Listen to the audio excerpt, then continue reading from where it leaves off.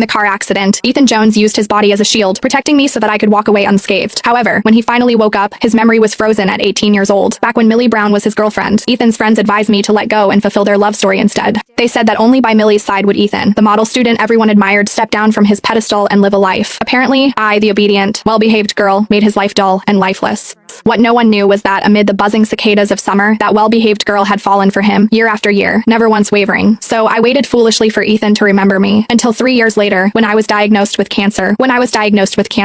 On that very day, I finally saw the surprise he had mentioned, preparing for me before the accident. Only then did I truly let go, and when he handed me the divorce papers once again, I signed my name. After leaving the hospital, I went straight to the cinema. The manager was already waiting for me at the entrance. "I'm very sorry, Miss Ellis. This tape was stored 3 years ago, before Mr. Jones's accident," he explained. "After the accident, it suddenly went missing. That was our mistake." I waved my hand, signaling that I didn't mind, and followed him into the screening room. As soon as I sat down, the lights dimmed. After the accident. Then, on the large screen, a figure appeared, one I knew better than anyone else. "Sadie, today is our 5th wedding anniversary." Through the screen, his gentle gaze landed on me. "I'm not someone who struggles to express himself," he continued, "but when it comes to you, I never know how to put my feelings into words." Even through the camera, he looked shy, his ears flushed red. "We met young, but we fell in love far too late. Please forgive me for not realizing it sooner and accept my love." The video ended, but I sat there for a long time, unable to move. So that was the surprise he had prepared 3 years ago. A confession. The day before our anniversary, he had cleared his schedule and taken me camping. The next day, as we were heading down the mountain, he told me he had a surprise waiting for me. However, before we could leave, a car driving the wrong way crashed into us, forcing our vehicle off the cliff. In those few seconds, Ethan unbuckled his seatbelt and wrapped himself around me. While I survived without a scratch, he hovered on the brink of death. The image froze on his pale face, and I stared at the screen greedily. "You idiot," I whispered.